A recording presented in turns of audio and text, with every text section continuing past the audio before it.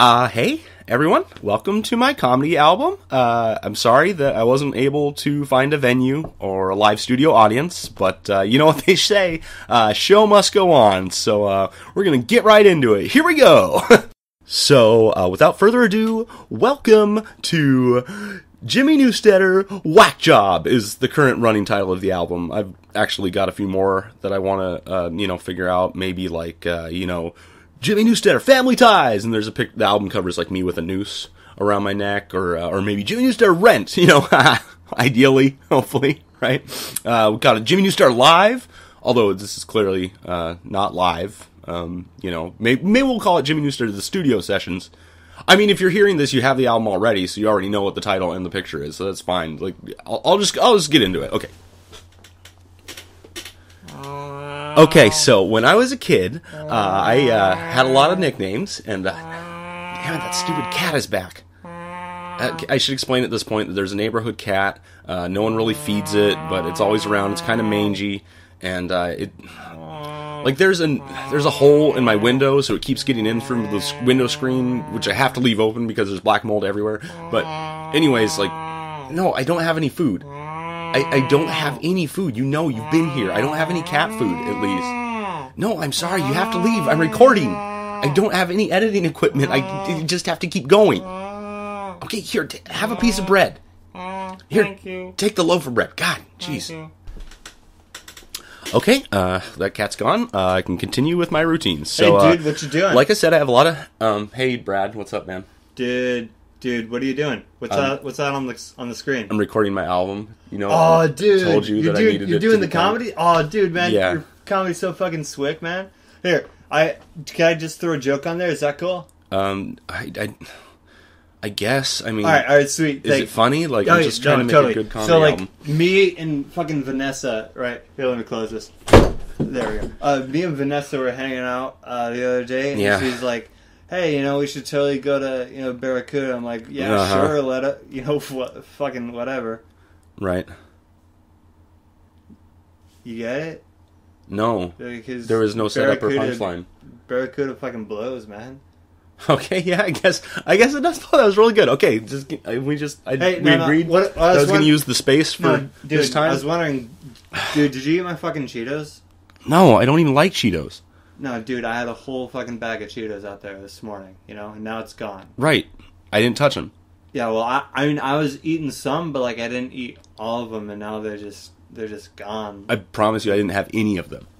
Well, okay, I woke up, I ate some, and I passed out or whatever, and I woke up, my hands were covered in Cheetos dust, so, what'd you do? I didn't do anything to it. Please, can we discuss this later? This is really important to me. Alright, enjoy your, you should call your comedy album, hey, funny, or whatever. That's a funny.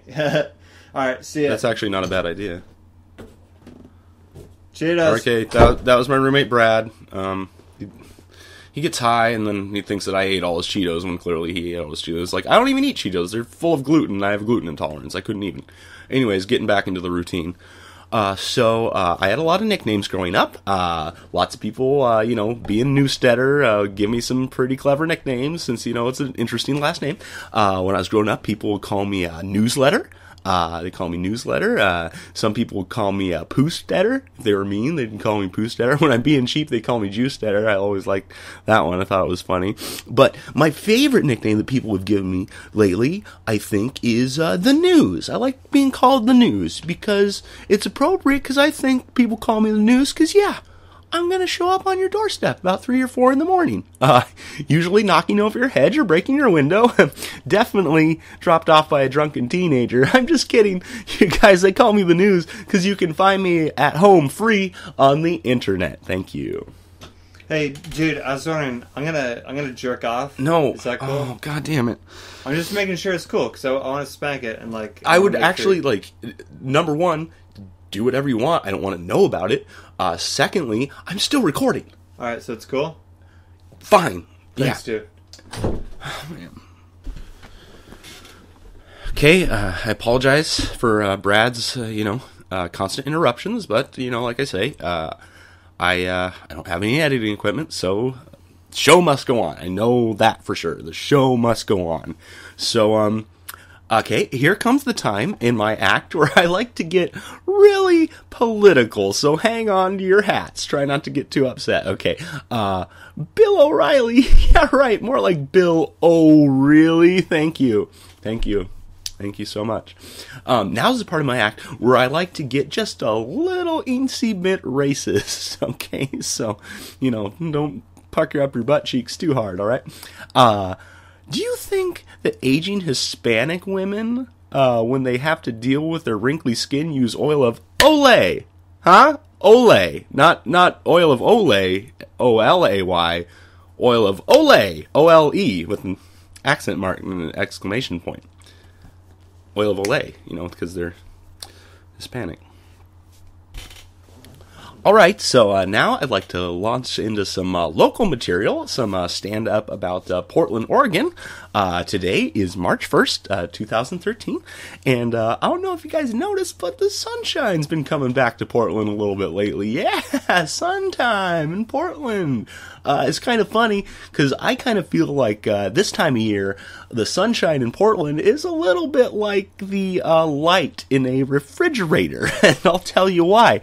It's because it's still cold, but you can see a little better. You can see just a little better. And if you're fortunate, you might see it 2 or 3 times a day. Hey, what's up? Oh, God. What's up, dude? Brad. I got a joke, like I was saying, I was spanking it. I'm done, by the way, if you want to spank it. But, oh, thanks, but I'll do it later, I guess. No, but, okay, so the joke I got is like, okay, knock, knock. Who's there? Banana. Banana who? Knock, knock. Who's there? Banana. Banana who? Knock, knock. Who's there? Orange. Orange who? Knock, knock. Who's there? Banana. Banana who? You get it? I'm almost positive something was missed in there. No, dude. Oh, fuck. Okay, people are gonna hear this at home and they're gonna be like, holy shit, he's the funniest guy in the world, but like, fuck, man, I thought you were funny. Whatever. I'm pretty sure that the setup leads to Orange You Glad I didn't say banana. Right? So, okay. Thank you, Brad. I really wish I could afford a better place at this point.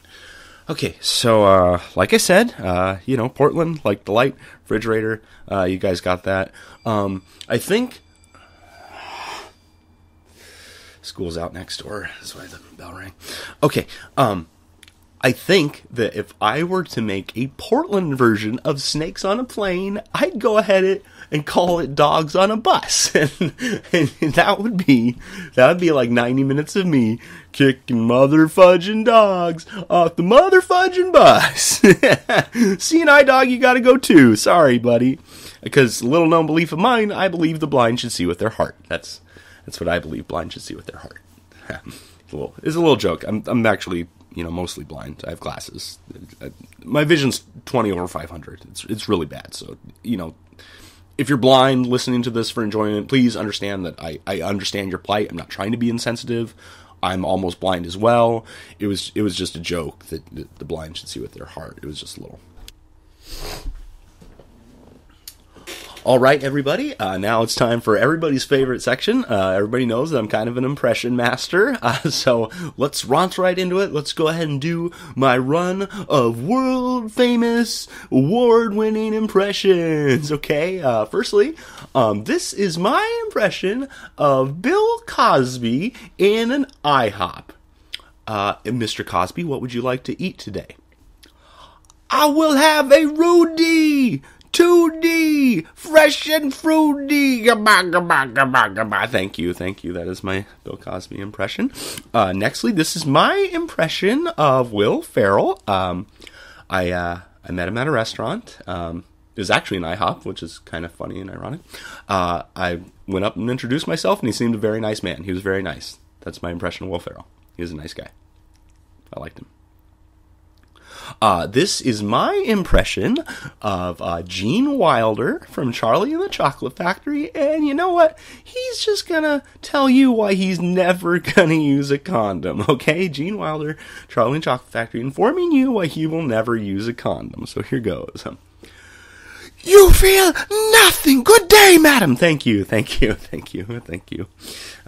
guess that would be the time you'd hear laughter and applause if this was live. Ha ha ha ha ha ha ha ha ha. All right, now, and to close it all out, we'll do my favorite impression. It's from my favorite movie of all time. It's called There Will Be Blood. Character in it's named Daniel Plainview, and he's just a little kooky and obsessed with being competitive, being number one, being the top dog. So I thought, what if Daniel Plainview from There Will Be Blood was as competitive and obsessive about board games as he is about oil? So here goes.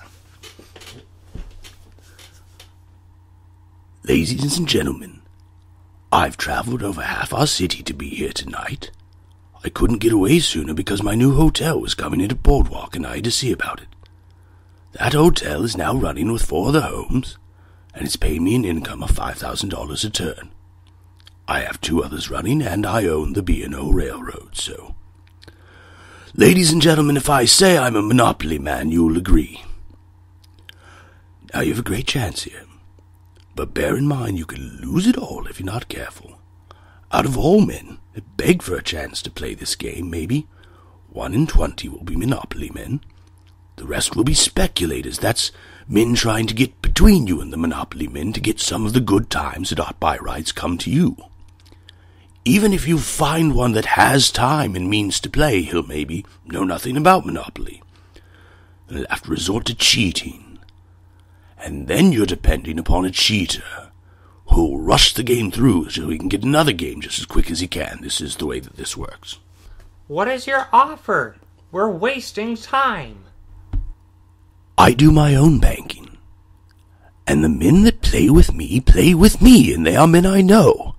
I make it my business to be there and to watch them play. I don't lose my pieces behind the couch and spend months fishing for them. I don't leave my drinks off of coasters and let water in the box and ruin the whole board. I'm a family man. I enjoy family games. This is my son and my playmate H.W. Plainview. We offer you the bond of family that very few monopoly men can understand. I'm fixed like no other player in this field, and that's because my Boardwalk Hotel has just come in. I have a string of homes already to put to work. I have business connections so I can get rare pieces such as the koala from the Australian version. Such things go by a rush in times of friendship like this. And that is why I can guarantee to start playing and to put up the time to back my word. I assure you, ladies and gentlemen, no matter what the others promise to do, when it comes time to pass go, they won't be there. No, you trust this man? No. Sit that woman down. You sit that woman down, sir. No, I don't think we should go with it. Mr. Plainview, where are you going? I don't want to play, thank you. But we need you, sir. We need you. There's too much confusion. Thank you for your time. There's no confusion. I wouldn't play the game with you if you gave it to me as a gift. And that was the first spoken dialogue in the movie There Will Be Blood, as rearranged for board games. Now, moving on to my favorite scene, the final scene. This is the final scene of There Will Be Blood, as rewritten for him being obsessed with board games. So, hope you enjoy it. Here goes. I'd be happy to play with you. You would? Yes, of course, that's wonderful. But there is one condition for this game. All right. I'd like you to tell me that it was Colonel Mustard. I'd like you to tell me that it was Colonel Mustard, and in the hall, and with the candlestick. But that's a lie. It's a lie. I cannot say it.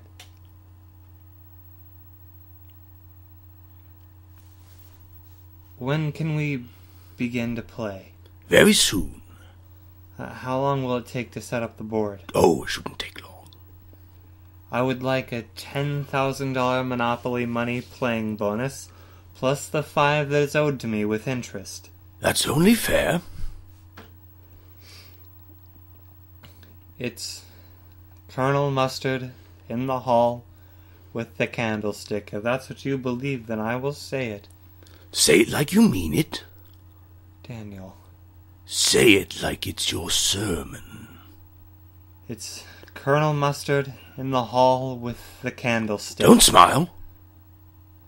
Put your glass down. Why don't you stand up? It's Colonel Mustard in the hall with the candlestick. Hey. Eli, you're not doing it properly, okay? Just pretend this is your church here, and you have a full congregation, so... It's Colonel Mustard in the hall with the candlestick. Say it again. It's Colonel Mustard in the hall with the candlestick. Say it again. It's Colonel Mustard in the hall with the candlestick. They can't hear you in the back. It's Colonel Mustard in the hall with the candlestick. That mystery has been solved. What?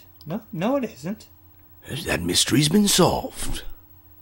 But there was no murder there. This isn't Candyland, do you understand? Do you understand? That's more to the point, Eli. Do you understand? I drink your molasses. Every day I drink from the lake of molasses from Candy's land. I did what your brother couldn't. I broke you and I beat you. It was Paul came to me. He's the smart one. He's the prophet. He's the detective. He knew what had happened, and he found me to declare him the winner. And here's the thing. As soon as he came to me, I paid him $10,000 in Monopoly money, just like that. It was Paul.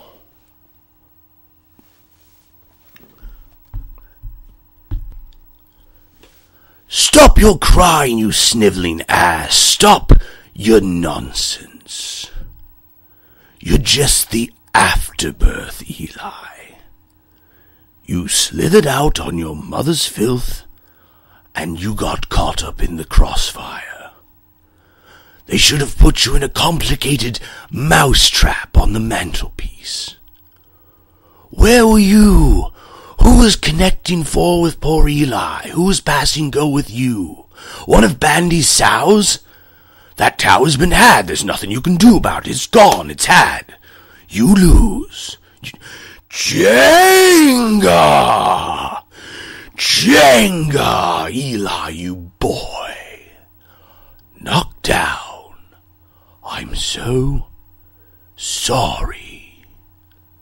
Hey, if you have a battleship, and I have a battleship, and I have a red peg, there it is, that's a red peg, you see it, you're watching, looking.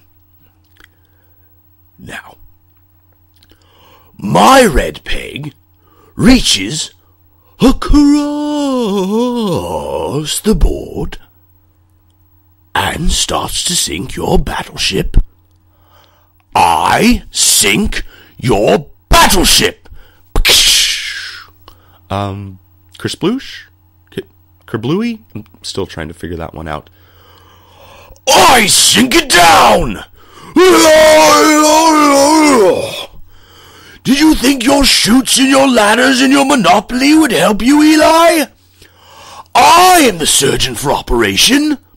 I am who the Lord has chosen. It's because I'm smarter than you. Yes, I'm older. I'm a mastermind.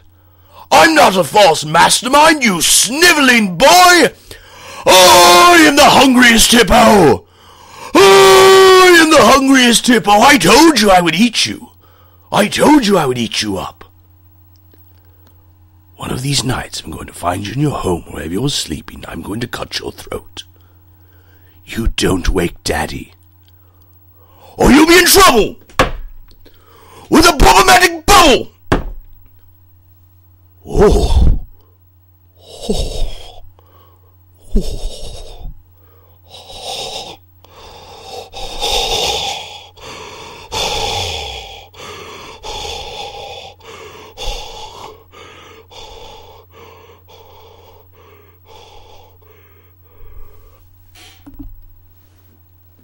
Mr. Plainview? Yahtzee!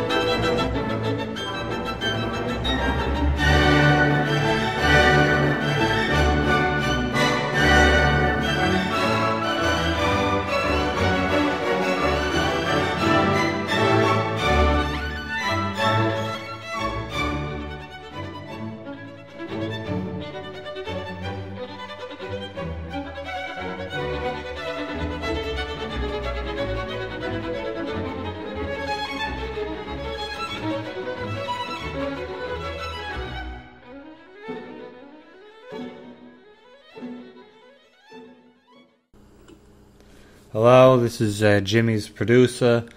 He said there's supposed to be some sort of thing introducing that he's doing the producer's cut of his album. So he also asked for a song, so here goes. Producer part of the track. It's the producer part of the track. He's gonna get producer part of the track. Alright, folks, enjoy. Okay, so the first joke I was thinking of trying out, it's an opener that I've been doing. It's been working pretty good. Alright. What I do is I tell people about some of the nicknames I've had over the years. Most of them are genuine. Actually, all the nicknames are genuine, but I have a spin on the last one. Alright, cool. Because, people have called me Newstetter. Okay. That is a pretty standard, people did call me Poostetter. Oh, okay. Which was mean, but it it makes for a good joke now. That's funny. I don't think anyone's ever called me Jewstetter, but for the purpose of the joke, it's pretty funny. I think people inherently know Jews are cheap and racism's hilarious. So, but then I spin it because I say my favorite nickname that I've ever had is the News, which a lot of comedians do call me. They call me the News, and I think it's appropriate because I show up on people's doorsteps between 3 or 4 in the morning, just like the newspaper. I'm probably going to break their window or their hedge, just like a newspaper would. And I'm probably going to get dropped off by a drunken teenager, just like the newspaper. Okay. And then the tag, wait for the tag. And then the tag is that, I'm just kidding because, they call me the News because you can find me at home free on the internet. Okay. Which is, double meaning. If they can find you free on the internet, then how am I making money off of this? No, it's just a joke. It's just like, I'm free, not the news is free. Like I'm just on the internet not doing anything because my time is free. So it's a play on words. You're willing to work for nothing? Is that you? No. I'm trying to make money off this comedy album. Like I think it's going to be a huge success. I'm just saying, like I'm at home free on the internet, just being lazy. You know what I mean? Okay, so I thought you were going out for parts and stuff. No, you're auditioning. No, it's a joke. It's just I am like all the time, but it's just it doesn't necessarily mean anything. I don't get it. Okay. What's the next joke? Okay. Well, I got like a run of like silly. I don't want to sound political, but this type joke. So, but they're just like one-liners. My political joke is. Bill O'Reilly, yeah, right, more like Bill O'Reilly, and that's it. I like Bill O'Reilly. What do you gotta say against him? No, I think he's cool too, but it's just like, just play on words again, O'Reilly, what's this guy talking about? Oh, really? He has a lot of good points, so we'll think about having that one in there. Okay. What's the other one? Okay, well, the other one is I'm joking about being racist, right? So I got this joke that's like, well, I don't want to sound too racist, even though it's not a racist joke. It's just a setup. And I say, like, do you think that Asian Hispanic women, when they're trying to deal with their skincare problems, use oil of Olay? And I snap, and it's spelled O-L-E instead of O-L-A-Y. Have you thought of making it, genuinely racist and say you think Mexican women, when they worry about their skin getting dirty, they also, they just tamales or whatever? I hadn't thought about that, but I guess that's a pretty good note. Yeah. I think about it. I've done comedy albums before, so just saying, you're the creative, but like when it comes to business sense, I kind of yeah. That's why I wanted you on board. Yeah, thanks. Okay. So what's the other ones you're doing? Okay. Well, I got a run of Portland jokes. Like Portland. Like the sun in Portland at this time of year, it's more like the light in a refrigerator. Oh, because it's still cold. You know what I mean? Okay. But you can see a little better.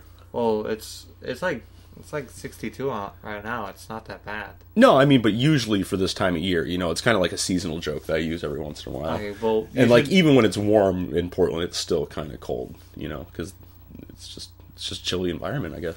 Okay, I get it. How about you say the sun's like hiding? Like where's the sun? You think about doing that? Like hide and go seek? Or hide and go sun? No, just like, hey, where's the sun? Have you thought about that? Okay.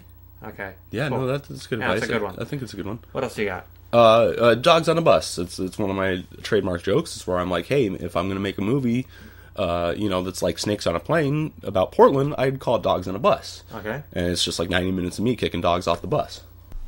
Okay. I saw it.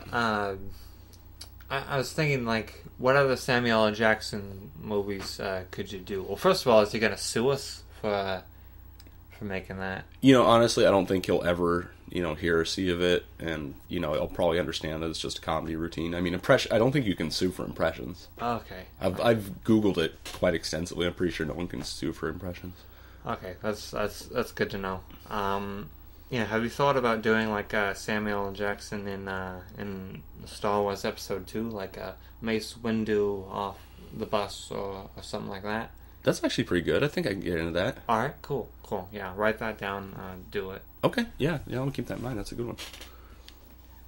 And and then so that's pretty much it for my little run of Portland jokes. Then I'll launch into some of my famous impressions. Yeah. Because people love impressions, but my impressions have been going really well. So my first one is in my impression of Bill Cosby in an IHOP. Okay. And they say, what would you like to eat, Mr. Cosby? And he says, well, I will have a Rudy Tooty, fresh and fruity. Because he'd say Rudy all the time on the Cosby Show. He seems like maybe you just want coffee. Yeah, right, but I think he'd probably want coffee too. But I mean, like for the purpose you should of say the like joke. I want coffee and the Rudy, whatever. I don't get that part, but okay, whatever. You should also have like a Fat Albert impersonation in there, and people like that. What about like Fat Albert loves cocaine and he's like, yay, yay, yay? Oh, a lot of people do cocaine. They might take offense to that. Okay, leave it out. maybe. Yeah, and he'd be called strung out Albert or skinny Albert, thin Albert. They wouldn't have the. Okay. Well, what's the other one? Okay, then I do a bit of a fake impression, which is my impression of Will Ferrell. Say I met him at a restaurant and he was really nice, and that's my impression of him, is he was a nice guy. Oh, okay. So what's your impression of him? That's it. Like, that's the joke, is that my impression of him is he was a nice guy. Because it's a double meaning again, Well, he's a nice guy, that doesn't sound like Will Ferrell. I'm like that, your voice doing, he's a nice guy, like that doesn't, it sounds like your voice. Right, but I'm not actually doing an impression of Will Ferrell. I'm just telling people my impression of Will Ferrell, which was that I thought he was nice. That's not an impression, that's a telling. I guess I just use a lot of wordplay in my act. I don't know. Let's work on that. I think that's probably really good advice, actually. And then next one, okay, of course, is Gene Wilder from Charlie and the Chocolate Factory telling you why he's never going to use a condom. Okay. And he's just like, you feel nothing. Good day, madam. Well, what if because at the end of the movie it was like, you get nothing. Good day, sir. So this one is, you feel nothing. Good day, madam. Okay. What if he wants kids? No, that's what. Yeah, like, well, I don't think Willy Wonka can have kids, because that's probably why he had all those people there, because he wanted a son to take over for his business. Oh, okay. I'm guessing that was probably the deal with him. Well, I'm just saying, like, maybe the reason is because he wants kids. You could do that as that instead of like you feel nothing, because like you can feel something, obviously. That's why you can have have that with. Anyway, what else do you got? That's pretty much it. Like, I was toying around with doing something about, this There Will Be Blood impression, but it's pretty stupid. I don't think I'm going to do it. Alright, yeah. If you're going to do the There Will Be Blood, so I've seen you do it before, just, like, don't like, go into the board game thing, 'cause that's goddamn retarded. I don't think anyone will really understand it. Okay. Yeah. But other than that, I think you're pretty solid. I'll have you booked for opening at a Rooster Jesters down in Sacramento. No way, that's awesome. Yeah, you're gonna be doing the open mic there. You're gonna be doing. Okay, they're gonna cover my plane fare though. No, you're gonna have to drive down there. They'll give me a hotel though. You have friends down in Sacramento? Yeah, I think so. So you should cross through for them. Okay, that's good. But I mean, if I do well for open mic, there'll be other opportunities in the wait, right? Well, if you do well for the other open mic for like about a year, you might get a feature, and you might get like a opening spot on like one of the showcases. Okay. So you got me booked there all year to their open mic. That's great. Yeah, I mean, kinda. You're gonna have to be doing a lot of the legwork yourself. I got other stuff going on. Also, I got you on a commercial for just for music in general. I love music. Well, it's is this still recording? Well, the music part is I'll just give you a guitar and you'll go on the street and you'll. I'm sorry, we got to stop. Just play for change. I thought that I didn't realize it was still recording. Okay.